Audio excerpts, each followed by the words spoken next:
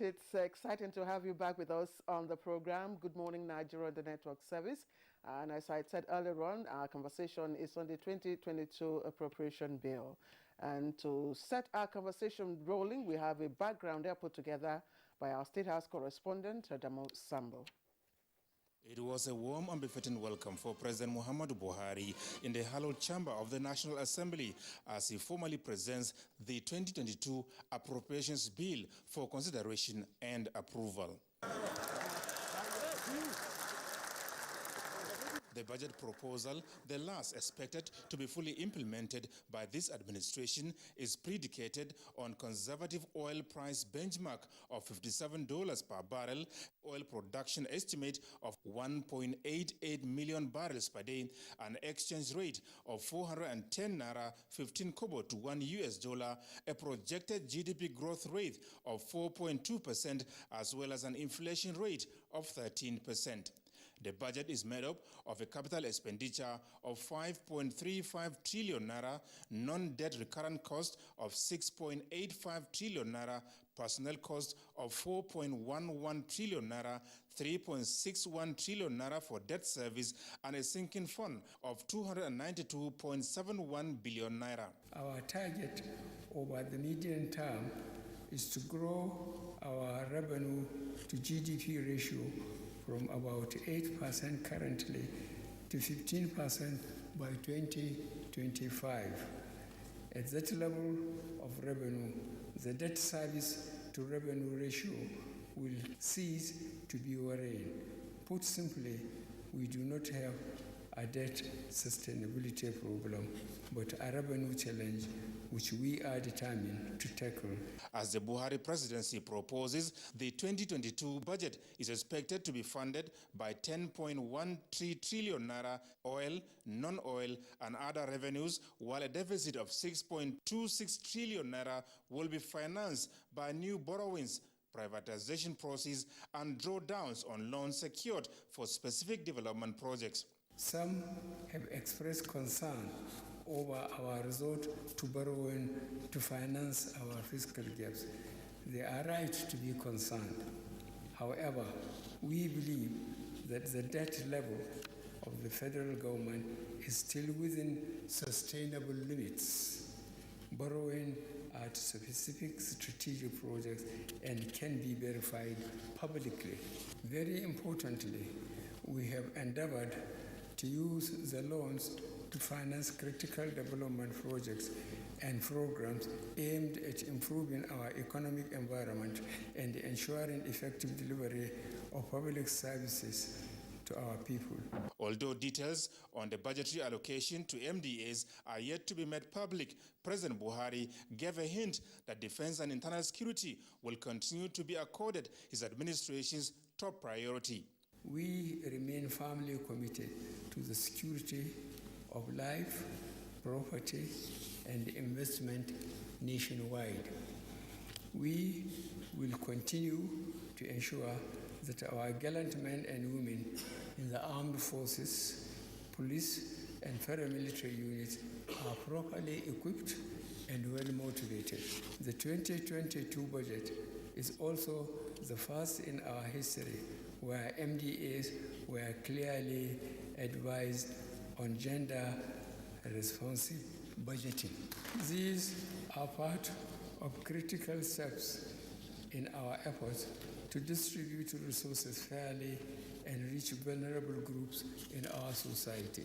President Buhari used the opportunity to appreciate the immense patriotic and collaborative support of the National Assembly to the government efforts at delivering socio-economic development and democracy dividends to Nigerians. I wish to assure you of the strong commitment of the executive to strengthen the relationship with the National Assembly.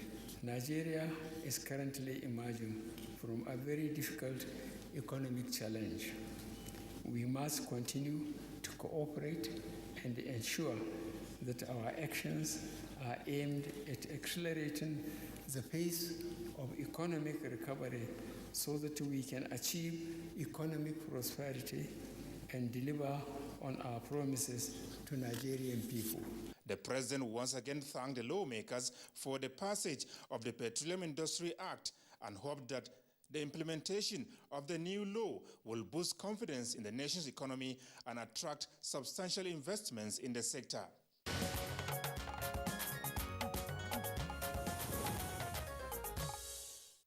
Thank you very much, Adamu Sambo, for that backgrounder. With us to discuss matters arising from the 2022 Appropriation Bill, we have a number of our regular economic analysts, and then, of course, a new face is also joining us this morning. Professor Kenife, Economic Policy Analyst, delight to have you on Good Morning Nigeria again. And from the Department of Economics at University of Abuja, let's welcome Professor Oyinola Olaniyi. Professor Olaniyi, pleasure to have you this morning. Good morning, and thank you for having me. And let's also welcome to us in our studio a familiar face, Niyi Akinshijo, who is a financial and investment analyst. Mr. Akinshijo, thank you for joining us on the program. Thanks for having me. It's a privilege. Good morning, Nigerians. All right. All right, so gentlemen, once again, we welcome you to the program. Basic assumptions around the 2022 Appropriation Bill are fairly well known, and some of the highlights we've read and some of the highlights we've also listened to in our background. But what exactly is unique about the 2022 Appropriation Bill? First, Professor Kenife. Now, what is unique about it is you can, despite the two major existential challenges that we faced last year, one is security, is an existential challenge. Then the COVID is a matter of life and death.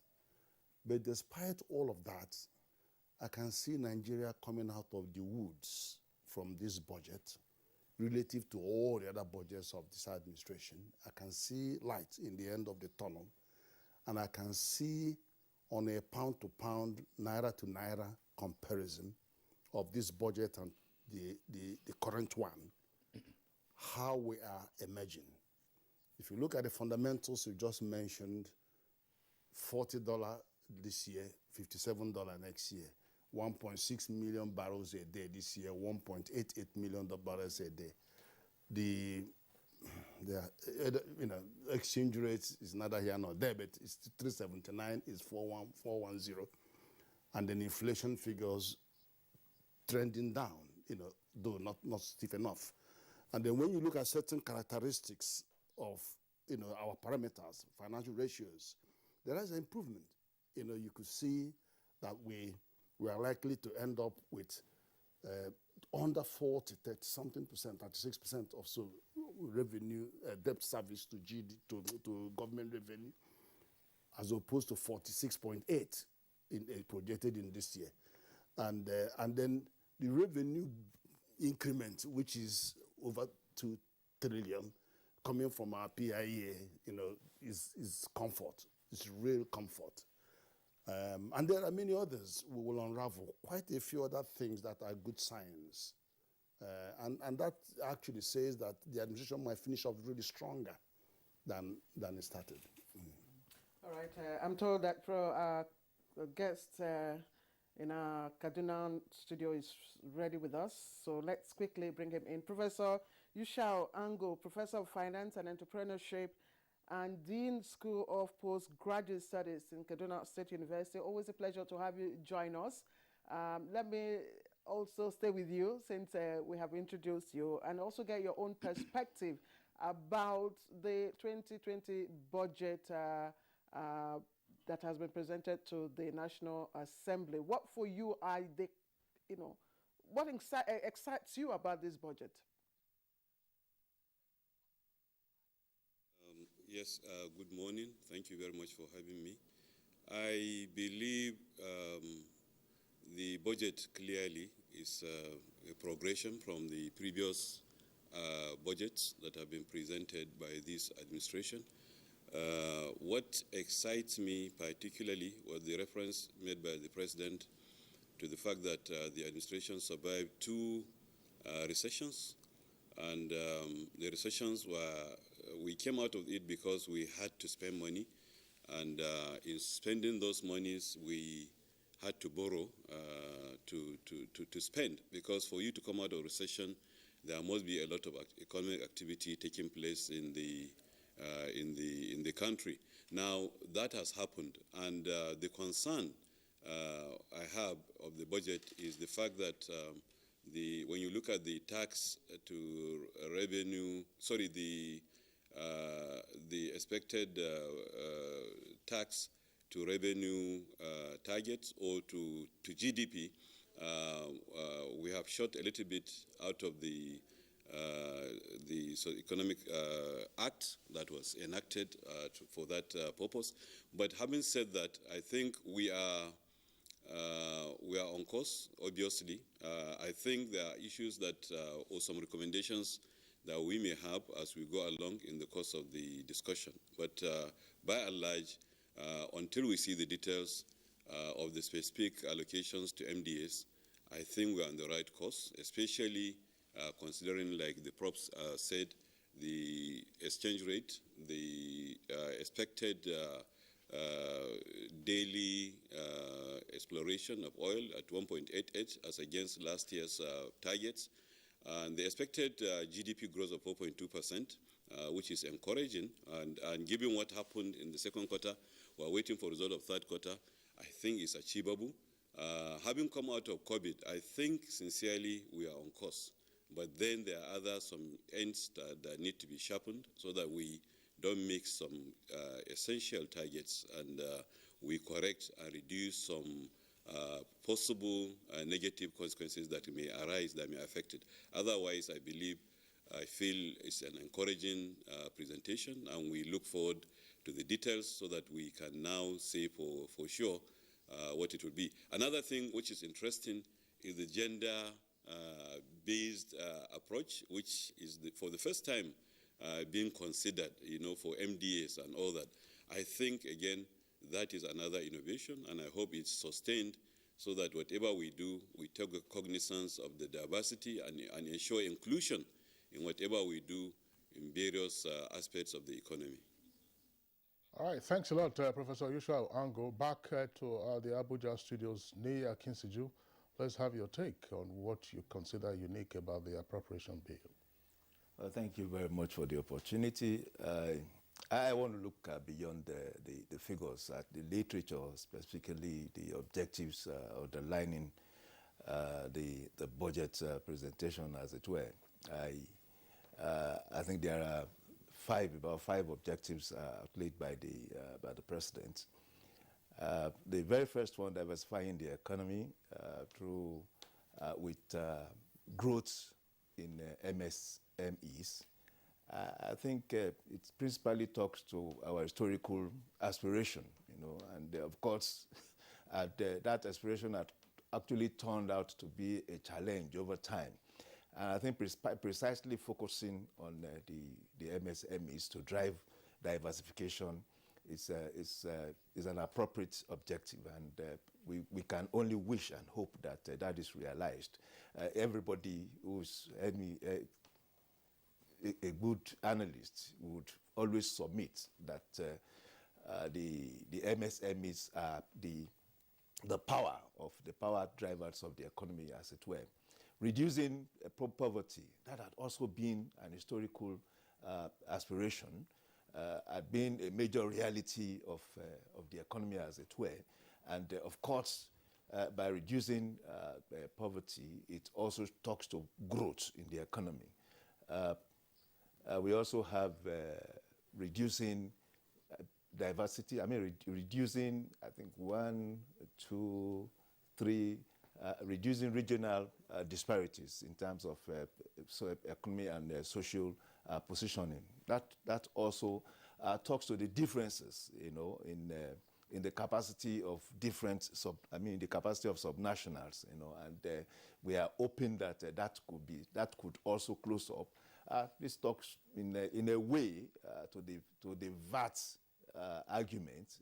For me, it talks to different sentiments that have been issues. That have become issues in the public space over which of the subnationals, would be would be advantaged, which would be disadvantaged, as it were. And of course, closing up these disparities over time will reduce those sentiments as public talks, or public debates in the space. And I also appreciate the fact that there's a linkage of the proposal to the development plan, 2021 to 2025 development plan. We have heard about it. The president said the details of the development plan will be made public. I am looking forward, to those details. We had always been a nation driven by development plans from the immediate post-independent era. And of course, even before the independent year, we had the 1956, 58 development plan, as it were. And of course, by 86, we had abandoned that, and we more or less reverted to a situational budgeting process where we look at a 12-month cycle. But I think reverting to the 5-year cycle in the medium term, and I think there's also a long-term development plan that goes to from 25 to 50. I mean, it's what that tells us is that we are looking at long-term, medium to long-term planning, which avail us capacity to plan, and of course to project as appropriate. So looking at the literature, I think the budget is focused. Of course, we also know the perennial challenges of the Nigerian budget, as it were, as related to revenue and all that.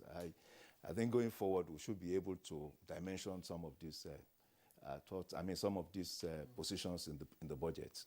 All right, thank you, Mr. Akinsheju. Let's put you on hold for the moment and bring in Professor Oyinlola Olaniyi, who is an economic professor, Department of University of Abuja. If we look at the economics of the budget proposal, what do you think, which direction is this budget driving us, given, of course, the existential issues, challenges that Professor Ken Ife referred to earlier on? Thank you very much. Well, first, let us look at the realism of those projections. Given the performance of the economy the last two quarters, I will agree that the benchmark is realistic because crude oil has been going for like 60, 68, so 57 is realistic, coming up from 40 of last year. Also, the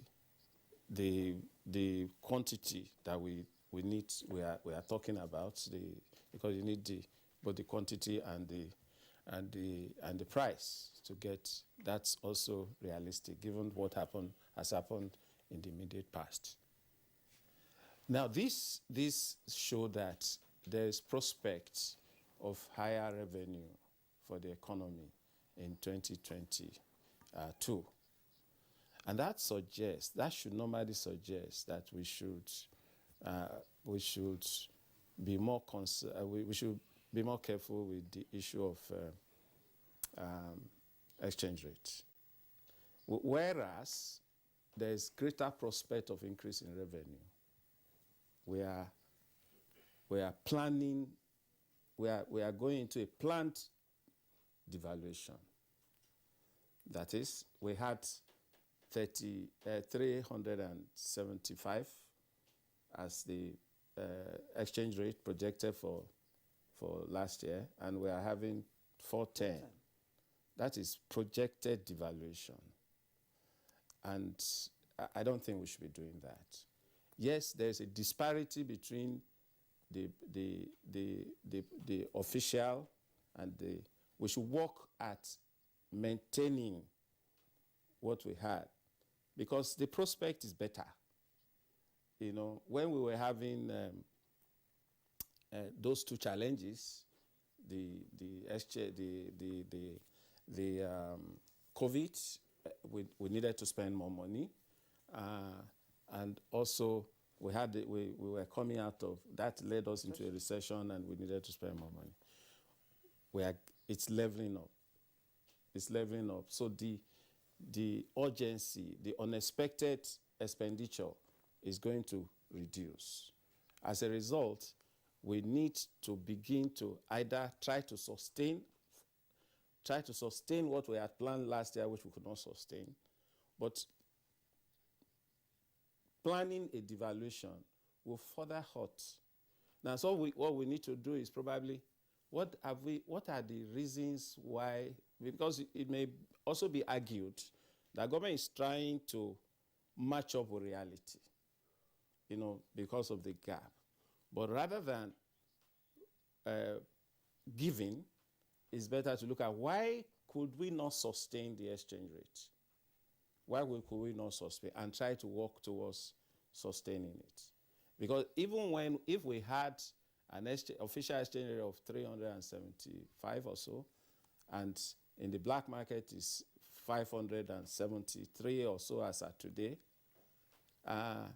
if you now project to devaluate yourself, it enhances the black market to also want to. Yeah, but you want to factor in the I and E window, the rate that they use there. That's already above 375. It's around about the range that the government is projecting for the appropriation for next year.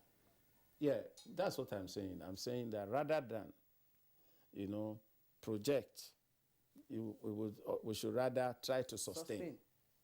Because we have a better revenue profile, which means we are stronger. We are going to be stronger in the financial realm than that. So that is one thing I think. The only thing I can think that we could do better in. Otherwise, the prospects are better for next year. And I like actually the fact that we have been borrowing is a bitter pill.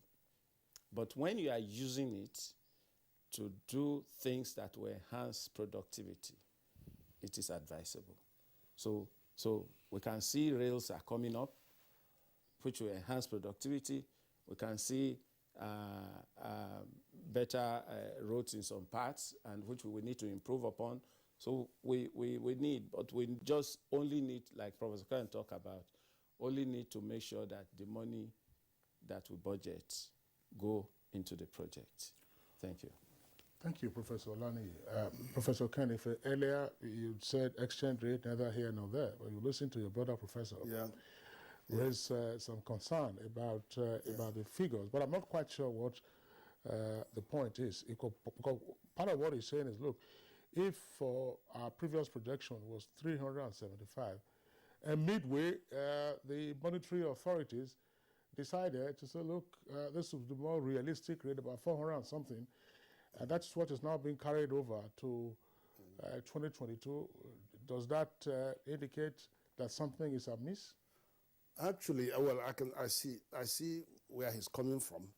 But the challenge is that when we have managed float currency, because there's a wide disparity between the demand for the currency and the supply available. So because of that wide disparity, we have to manage it. And in the course of managing it, we have a window where we try to see a market reflective rate, So that's IE window is really where we say, okay, so let's follow that. So in the last dispensation, in the last budget, it was around 379, so that's fine. And now it's shifted to 410. It hovers around 410, 412. And if you want to push that down, you're going to have to subsidize. And I'm not very sure we're strong enough to subsidize. You're going to pour billions and billions of dollars to push down that rate. And you are going to be working against market force because you already have a huge gap between the 410 and the actual 570 in the black market. So how far can you go parallel market? In the parallel market? How far can you go in burning our reserves to be able to push that down. So that's the concern that I have there. But I have something that is of remarkable interest to me in this budget. If you look at the first recession, in 2016, the first recession, 2016, what drove us into recession was oil, the dominance of oil revenue over non-oil. So it put us into recession. And it was when the accretion came, when it increased, that's when we came out of. So it was the same oil that played in and out. Now, in this last one, last year, COVID. oil also played us in, Yes. and then non-oil played us out of it. And that is very remarkable because when you compare the expected revenue last year and this year, there is an increase. But when you disaggregate it, you will find that the oil component is 3.16 trillion. The non-oil is 2.13 trillion. And the independence revenue, 1.82 trillion. If you add these two, it's 3.95 trillion. So we now have an inflection where the non-oil revenue are driving the growth and then driving our recovery. That is very remarkable because what it means now is that the component of oil on our revenue is dropping to 43%. It used to be 60%, down to 50, and now it's 43. So that continuing to drive it down means more fiscal stability for our country. So that's very important. Then the other thing is, if you look at the international best practices, you know, in the Fiscal Responsibility Act, we only have one. We only have debt, the fiscal deficit to GDP at 3%. Now we've pushed to 4 point, nearly 5% last year. This year is projected to come down to about 3.3%, which is good because we are now actually close to what the law says, even though it's being amended and improved to 4. But it's a better sign of health. Then you have the personnel cost. According to ECOWAS macroeconomic convergence criteria, the personnel cost should not be more than 35%. Now we are 41%, which is coming down. Even though we've paid everybody's salary and benefits, and there's one good thing about the administration, they have paid salaries. They have maintained debt service. So it is actually coming down slightly. Then you look at another one, capital expenditure. This is about the highest that we are having, actually, 33%. So, and that bodes well for employment and public works. So you can now see that more resources are coming to capital budget. And the commitment from what we see from the president's speech, they are going to meet all the capital expenditure projection for this year. Okay, so that's very important. And finally, let me get out of this. Finally, the debt service is projected now at 36%. This year, it was 46.8%. Last year, 2 years ago, I'm not really sure. Last year, it was like we ended up at about 83%, you know. So it's coming down, it's improving. Okay, so my question to you now will be, you know, everybody seemed to have commended the budget comparatively, you know, with what we had last year. You have expressed optimism that it seems it will take us out of the woods.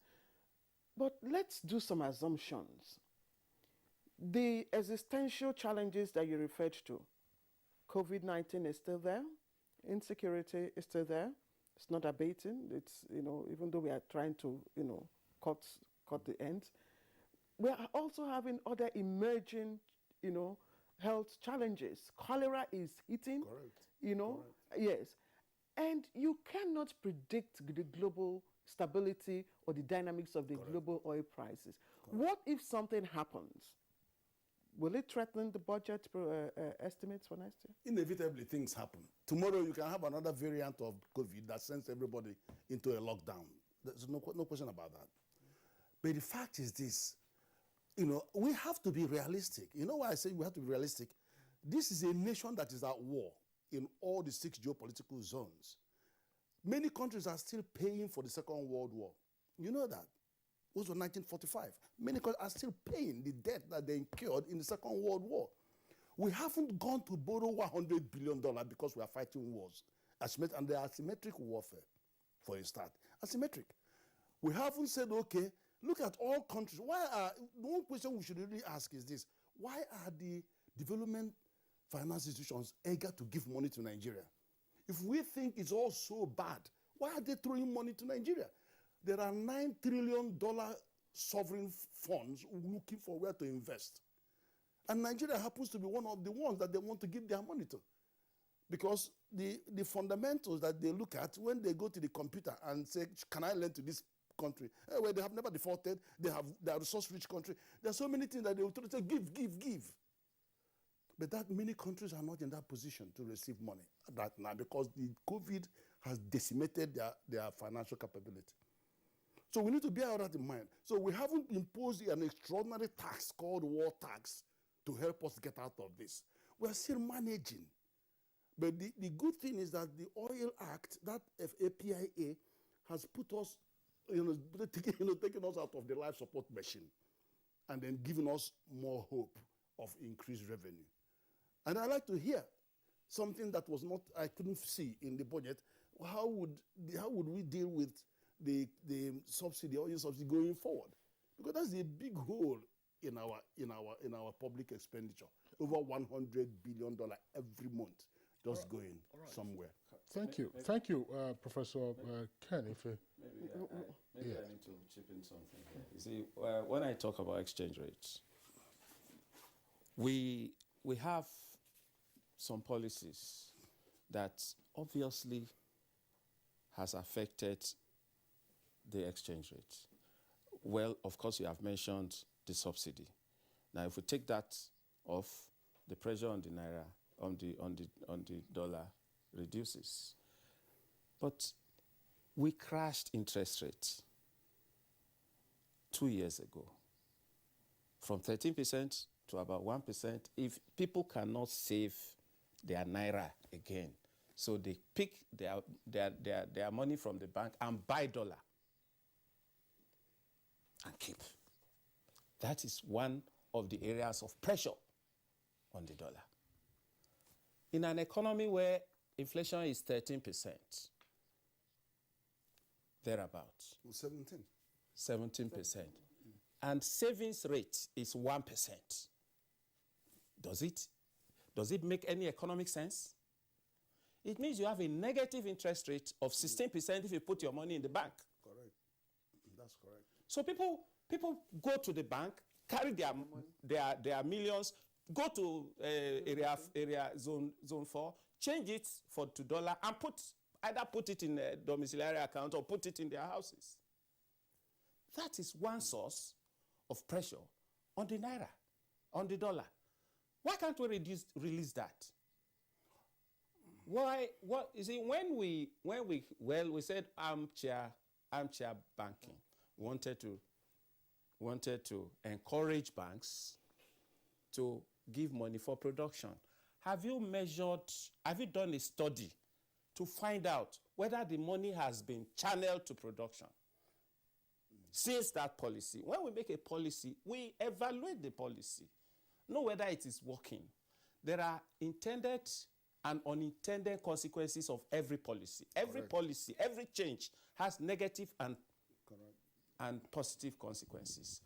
When you make a change, you study the effect of the change. Did we achieve the objective? If we did, were there other unintended consequences? How do we change to take care of the unintended consequences and enhance the positive effects that we expected? We have left it for about two and a half years. And since that time, when we did that, the black market rate was about 400 or less. Okay, so have we studied why? Yes, diaspora money did not come, so did it solve it? Have we evaluated that and seen whether it is possible? That is one of the problems. Okay, Professor Lani, thanks a lot. Let's go back to Yushua Ango in our Kaduna Network Center before we come back to Nei Akinsiju here in the Abuja studios. Professor Yushua Ango, just taking a look generally at the budget and the intendment, what should the nation's economy look forward to? And what should, at the micro level, what should the individual and corporate entities also look forward to? Is this likely to spell more well-being?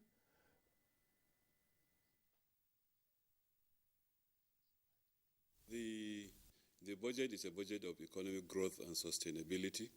So basically, what the private sector should look forward to is an era or a year in which there will be sustainability in the various aspects of the economy. We also expect, given the deliberate decision to invest or to at least spend quite an amount, about 36% of the budget on capital expenditure, that infrastructure will be improved, there will be progression and continuity. Mind you, this is the budget, like the President said, in which the administration will have a full year of implementation. So we will expect to see sustainability in the various initiatives that have been started by the administration, particularly with regards to infrastructure, with regards to social expenditures and all those things. So on the social side, the individual will expect that. Another thing probably that we hope is that having at least reduced the pressure that we have gone through with regards to COVID, we expect that inflation will reduce as has been projected, which is, it's been projected at 13% now, which is lower than what we have suffered in the recent past. So given that, I think the well-being of the individual will be better taken care of. Another thing that probably we should look forward to is that we have seen, with regards to security issues, what has happened, especially in the Northeast. There is now success, obviously, that has been achieved, and that will now reduce those aspects. Now, attention is on the Northwest, where the issues of banditry and things like that are happening. So that is an area, perhaps, if there is better security in the North Central, North West also, just as we have now better security, obviously, from in the Northeast, then again, that will give room for a lot more economic activities to take place. The concern, obviously, which is somehow out of the budget, is the issue of environmental issues. There are environmental issues. This is a year, for example, where rains came late, and there is fear that it will go early. If that happens, that will be telling, especially in terms of crop yields, and then ultimately the price of food commodities and all that. But otherwise, this is a year that both corporates and individuals should expect growth, and then should expect sustainability of programs in terms of infrastructure and in terms of various expenditures government, which will now dovetail into better economic well-being, hopefully, with lower inflation projected for the average Nigerian. So, Ango, we're back here in the studio, and my question is to Mr. Nee. I'd like for us to look at all, the impact of all the budget implementations, on the ordinary Nigerian, because as we speak, you've all talked about, how realistic the 2022 budget appropriation bill is or looks. And let us look at what has happened in the previous year and how it has impacted implementation of that 2021 budget, how it has impacted on Nigerians. If you go to the market woman is complaining. Everybody is complaining, looking for what to eat and all that. Insecurity is rife. People are being kidnapped. The roads are really, are becoming difficult to travel by, though, huge construction work is going on here and there. You can't even fly. And we are talking about spending out of recession. I mean, to the ordinary Nigerian, they are still in recession. The recession is felt in their pockets. So how can we explain to people that the 2020 budget is realistic? 2022 budget is realistic and will change or will impact on their lives and livelihood? Thank you. In good conscience, I think we must acknowledge the president, in his presentation, talking about being, 2021 being a difficult year. So I think there's an aggregation of that position in the president's own mind. And to that extent, it's the fact that there's a need to address, that's the difficulty. And we can extend it beyond 2020, 2021 to 2015. Getting into recession in 2016, for instance, was a climax of what had been happening since 2014. And of course, as noted, we had challenges with crude oil price at that time, and that led us into that recession. The recession is by concept and, of course, by manifestation, a definition of difficulty. So when it gets there, it now depends on how creative the government, in place would deploy policies to exit us. The policy used at that time was to spend us out of, spend more money and create activities within the economy and, of course, grow the economy. If you are growing the economy, it's also relative. If you grow the economy by 0.23%, you are growing. If you grow by 2%, you are growing. But, of course, it will not impact the larger lines of population at the same time. So it's going to take some time, And again, it will also depend on the emphasis of outcome by the administration. For instance, this talk of by Prof Olani, specifically on real negative returns, on savings. I think the emphasis by government, was to, by the monetary authority at that time, was to emphasize production and productivity, so that banks are not, savers, investors are not encouraged to save money. Rather than save, they are encouraged, to invest in production. And that in investing in production, you not only create more quantum of production or product lines, you are also creating employment in that regard. And this is an economy that requires a lot of employment opportunities or employment creations, job creations, as it were. And of course, it also has implication for treasury bills, yields on bills and bonds, so much that over the last 18 months thereabout, yields on bond had been below inflation rate, and to that extent, negative real returns. But the whole idea is, as whatever we have in terms of the little we're earning, can we direct that into production? And for me, that has been an historical thing, an historical challenge for Nigeria. It's about what are we producing? To what extent are we backwardly, integrating with raw materials here to produce, And can we reduce importation in a way that we would also, activate a lot of economic activities in the country? And that's why I'm hooking up, I'm also appreciating the number one objective of the 2022 projected, appropriation bill, to encourage or to incentivize MSMEs, to grow. So when we look at the difficult situation, I am also thinking that already there is a perceptible reduction in the indicators of mystery, inflation rate, for instance. We have moved in the last 5 months from 18.7 to 17.1. It is projected by 2022 that will go down to 13%. Well, that still is not ideal. The target for the administration and for the CBN that I know is a band between 6% and 9%. If we get there, of course, it will reflect in market prices. But the truth of the matter is, we have been in a state of difficulty since 2016. And as we were trying to stabilize in 2019, 2020 came with COVID pandemic with grievous, implication for health and, of course, by extension, for the economy. So the important thing is to keep hope alive by looking at those figures and its applications. We have had years, where we talk about capital expenditure so much that we only have less than 50% performance in capital expenditure.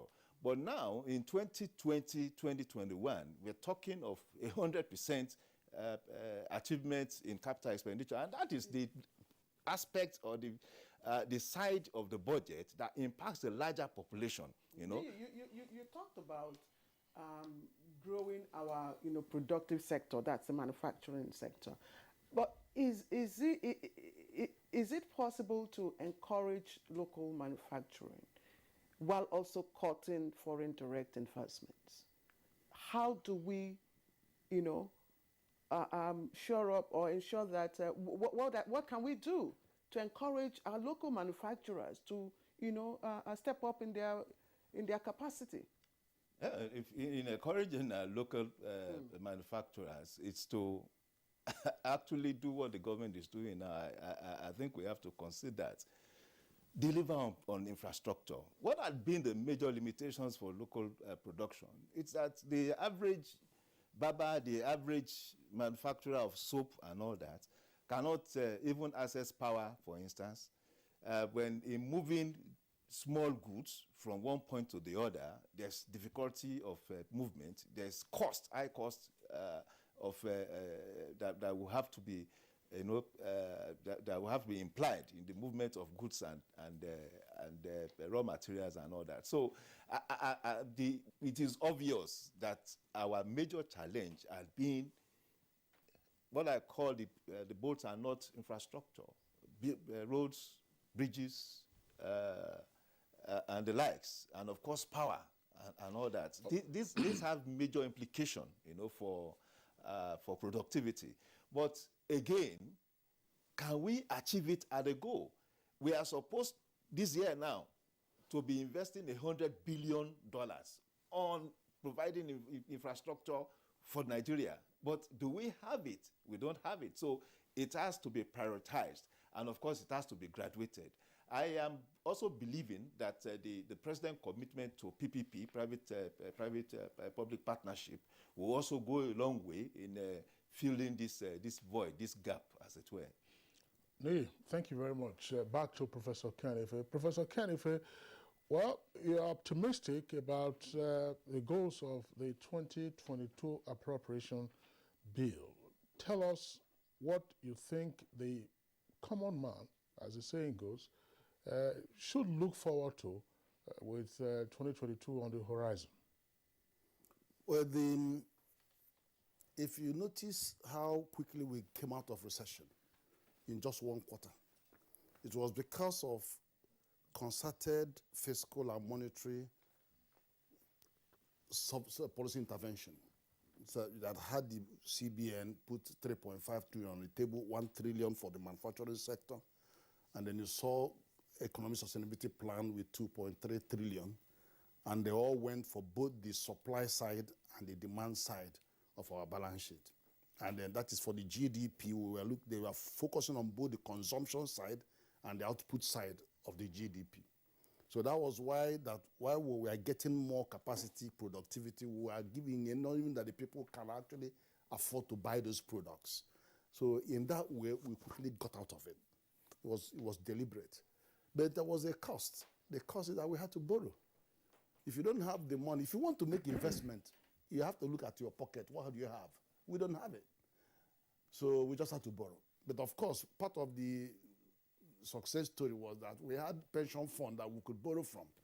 And then we also had 20 Act that said we should create a trust fund for the unclaimed dividends and all of that.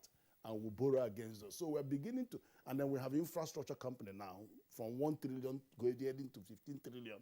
We will now use Naira to deal with our infrastructure. And then that means government is more likely to reduce borrowing with this company steaming ahead.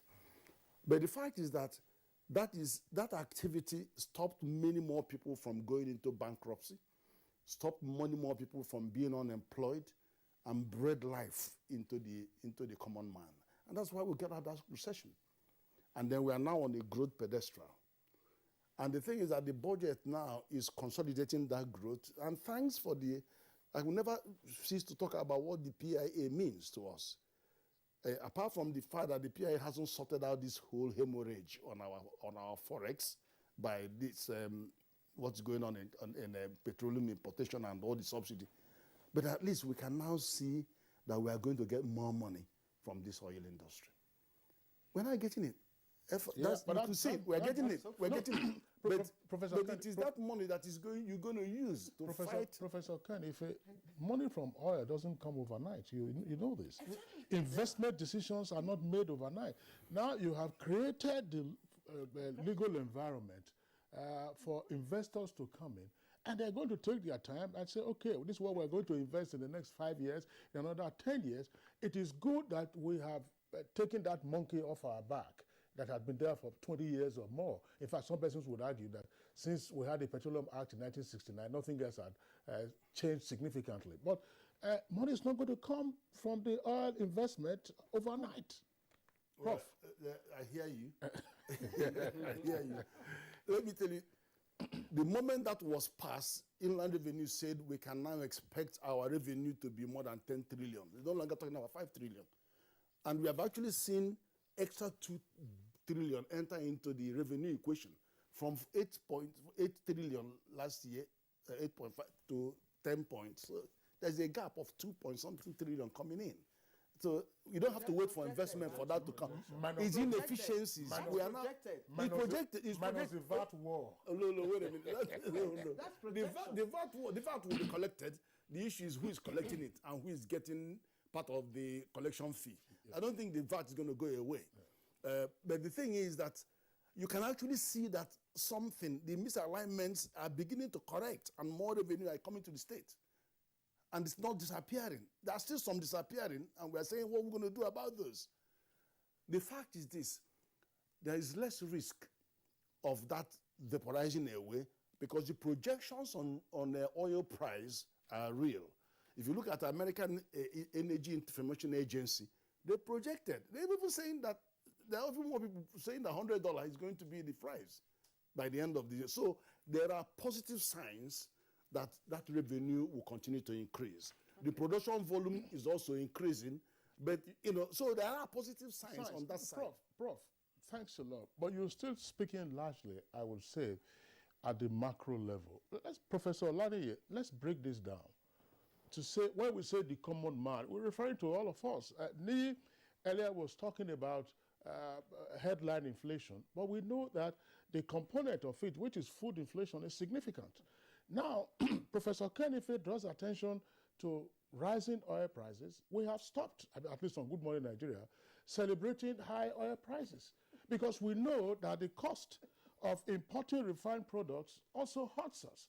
And then he earlier talked about subsidy. How do you deal with the subsidy? Again, that's a hot potato. You remove subsidy, and then you trigger another round of inflation. You trigger another round of misery. So how do we deal with this? We know that, it's economics. You always say on the one hand, and then on the other hand. Please, where's the third hand? Yes, please, just note the question. When we come back from this break, you'll take it up. Okay. All right, let's take a break now. From now.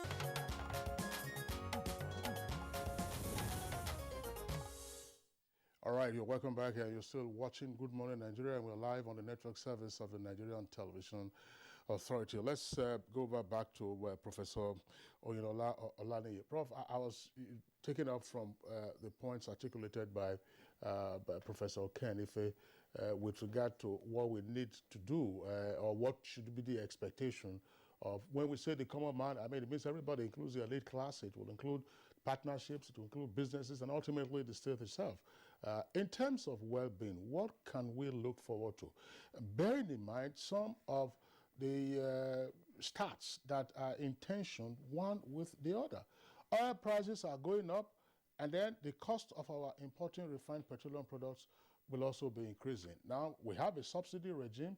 Can you deal with that hot potato and say, take away the subsidy? If you take away the subsidy, would that not increase the misery index? And if oil prices are going up and gas is denominated in US dollars and the GENCOs, would say, oh, the price has gone up, and then the discourse will say, oh, cost recovery is not enough for us, multi-year tariff, you increase tariff. So how do we deal with all of these issues while government, of course, is handling the macro issues that will keep the economy continuously on its wheels? Yeah, thank you very much. That's why I really wanted to follow up from his discussion about that, whether we have gone out of recession or we have not gone out of recession. I wanted to start with a joke by Samuelson.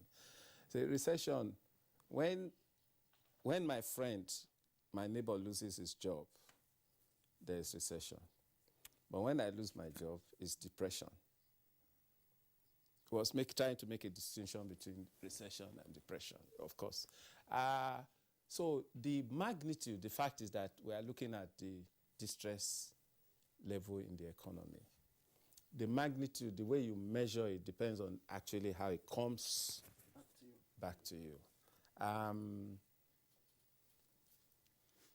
Quite a lot of positives are expected. Like we have all acknowledged, government is going to get more revenue.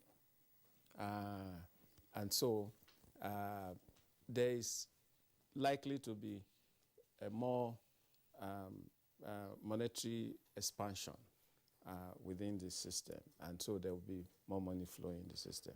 But the cost implications, like I said, about, and we are expecting really, as growth projection around the world increase, the price of crude oil will increase. And of course, we'll be able to cushion up our reserves, which may eventually have its effect on the pressure on the dollar in the economy. So it may be able, we may be able. So that's actually where we were talking about, instead of sustaining what we have, trying to go down. But the effect of these things, prices will go up if we have a planned deregulation. You expect a further, the projection about lowering interest rates and planning deregulation, they are at cross purposes. I mean, lowering inflation and planning a further deregulation are at cross purposes, because how much of what we eat and what we produce do we produce in the country? We have, this is an economy where we have about between 60 and 70% import content, what we use. If we, all of us, except now that we are sowing these kind of things, before we'll have one suit that will, if we look at what You're still wearing one. So if you look at us, if you wake up in the morning and you look at yourself, was manufactured somewhere. Sold in Nigeria. Sold in Nigeria. So if you look at yourself, you see most of the things that are on you and you eat and all that come from abroad. So that's why we have to be careful about how we manage and how we administer the exchange rates. That goes back to everybody. Now, if we are increasing costs of everything, and the other time Prof said we have managed not to tax people. There are unseen tax. In economics, it's not only when people bring money that is tax. We have inflationary tax. If you check your income in the last 3 years, you are earning 30% of what you used to earn. You earn the same naira, but what you can buy is just about 30% of what you could buy like 3 or 4 or 5 years. I mean, like precisely when the dollar was less than 200, okay, and now. So there are people have been taxed. People have been, the belt is almost breaking. Yes, So we just hope that there will be some relief in some of these areas to cushion up as more money gets into the coffers of government. Government will also balance, what it has been taken from, try to improve the income of workers or of people, and trying to douse the pressure on inflation, okay, by taking positive action. Yes, market But institutions, market cannot do justice if it is not superintended by an institution that is trying to be fair. Thank you. All right, thank you, Prof. Okay, let's bring in Professor Ango, who is joining us from our Kaduna studio. Prof, I'd like you to speak on the issue of borrowing to fund the 6-point-something trillion naira deficit.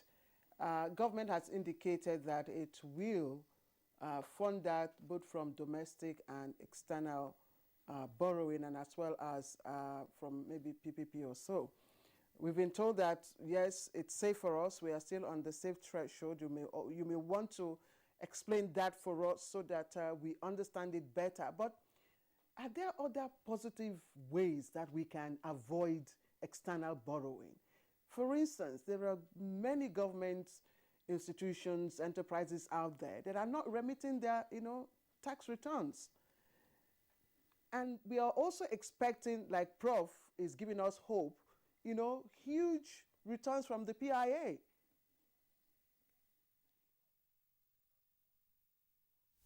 So you have really virtually answered the question. There are ways. Last year or so, the government-owned enterprises remitted about 400 billion or so, which they were not remitting before.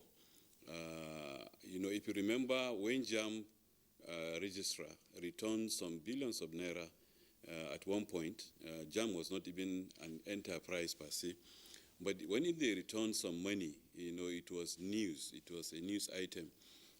That means basically there are government-owned enterprises that are sitting on a lot of money, that are spending those monies, that are not remitting those monies effectively. So if we are able to, and I believe the National Assembly said they are going to put an eye on those things, we can actually reduce that substantially by making or by looking inward. Another way, obviously, is that while it does not make much sense to increase tax rate or things like that, given the economic circumstances of the country, obviously there is need to widen the net. There are, every year, it's encouraging since this government came in, that every year you hear that customs, they are beating their previous target. The Federal Revenue Service is beating their previous target on collection and all that. But that is encouraging. That is good. But then what are we missing? What are the funds that are not being caught? What are the taxes that are not being caught in the tax net, if you look at it? So basically, like the President said, our problem sincerely is a revenue problem. We have a huge population. We have an economy that is challenged. Yes, there are policies that have been put in place that are reversing our dependence on oil, but we depend on oil now for foreign exchange. We depend on oil for a lot of 3.17 trillion is expected as from tax, from oil-related things.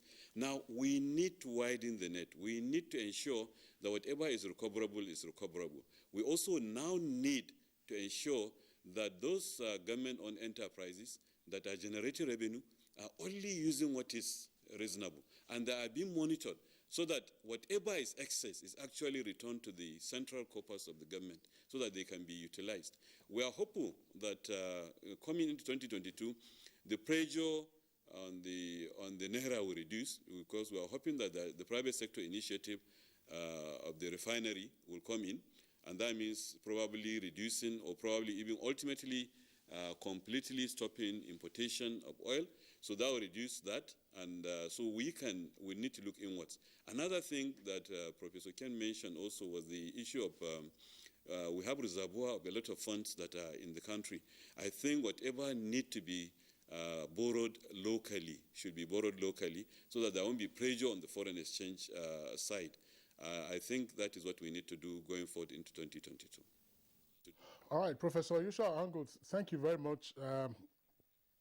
Still a number of issues to deal with. Of course, we'll always return to the question of the appropriation bill going forward.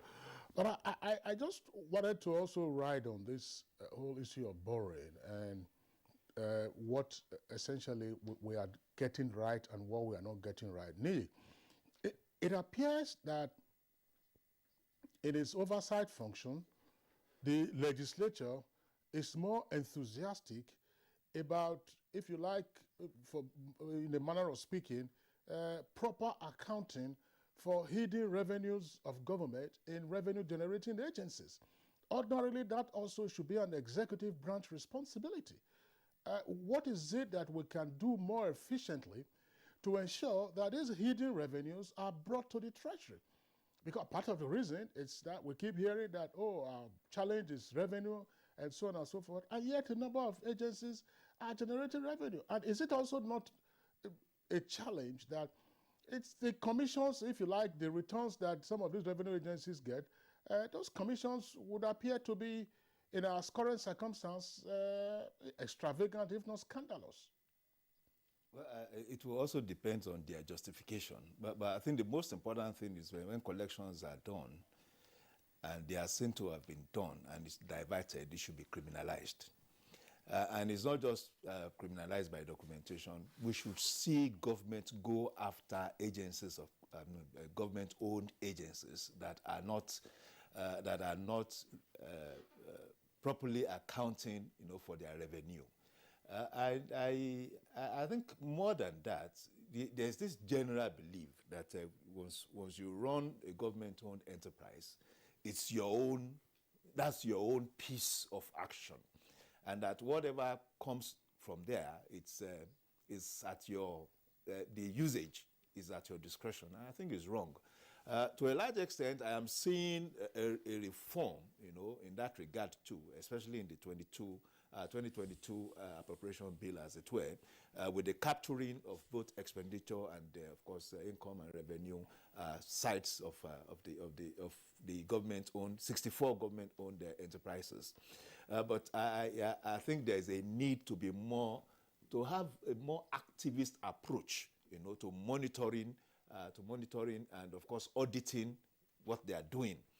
Yes, I agree. It should not just be about legislative oversight alone.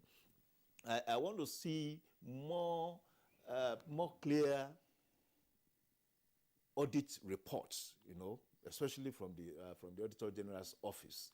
And it should be a direct engagement between the Auditor General's office and the Accountant General's office, because if we are talking about revenues, organically earned revenue are better, than, of course, what we have been resorting to, of course, again because of exigencies.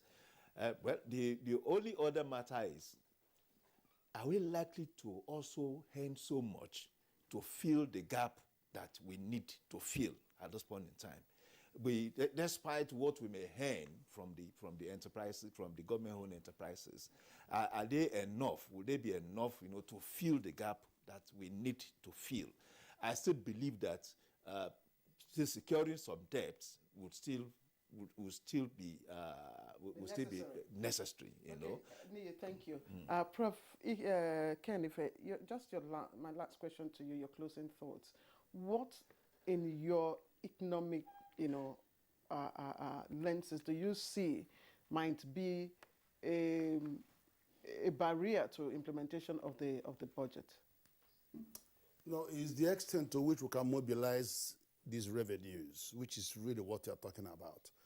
You see, there is more activism from the Senate on revenue generation. I've been to their hearing on the revision of Fiscal Responsibility Act 2007, and you could see the venom.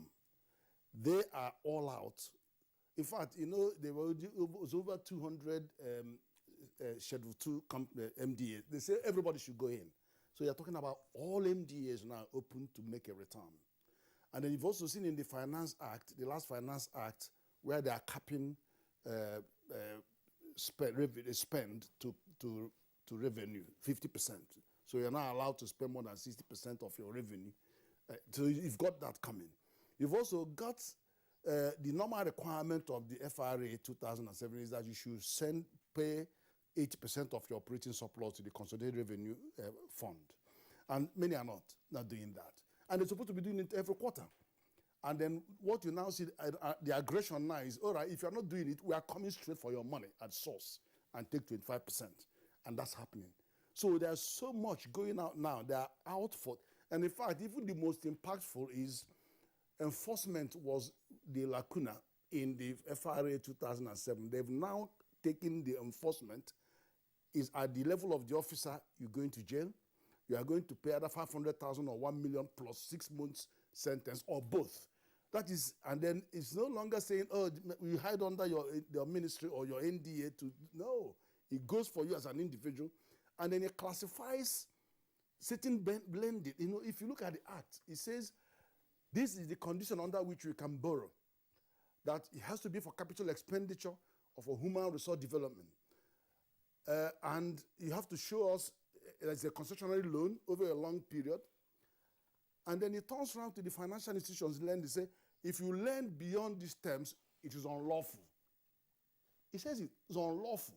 And then it comes and says many to officers, it's an offense. If you do that, it's an offense.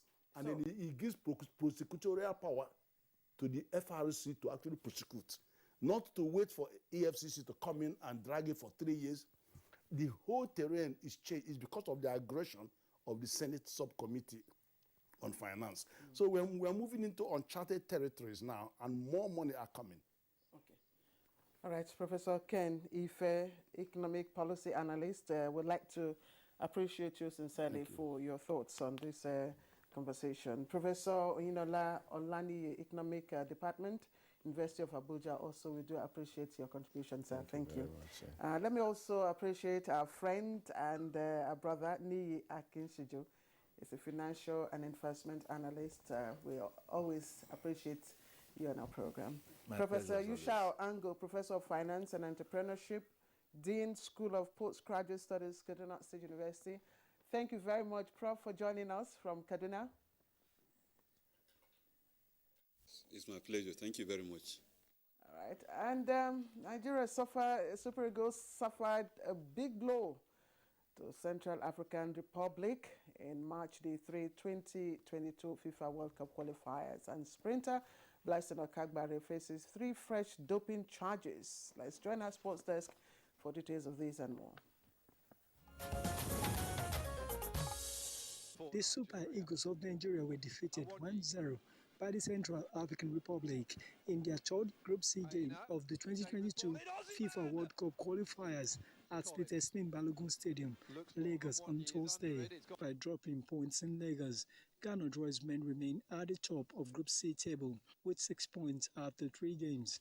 And Nigerian sprinter Blessing Okagbare is facing 3 charges after testing positive for human growth hormone and EPO, offences that forced her to pull out of the Tokyo Olympics, the Athletics Integrity Unit said Thursday. The IAU revealed that Okagbare tested positive for blood booster EPO in Nigeria in June, in addition to another failed test of human growth hormone in Slovakia in July, which was announced during the Olympics.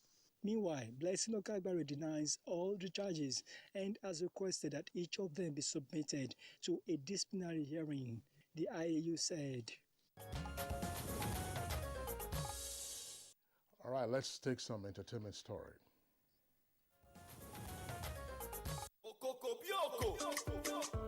I was in the newsroom looking into the highs and lows of the Nigerian entertainment industry as Nigeria marks 61 years of independence. When this middle-aged man dressed in white and green crashed into the News 24 newsroom, he put up quite an act. Oh my! At first sight, I thought he was a traditional medicine practitioner as he advanced towards a number of my colleagues seated in the newsroom. Until this exchange took place. What's your name? I'm Joseph. Oh no, your name is not Joseph because African person wasted the answer. You miss rodeo. You miss rodeo. One name. Okay, at this point, my curiosity got the better of me as I proceeded to have a conversation with him. And it turned out that he loves to sing and has interesting views on Nigeria's music industry today.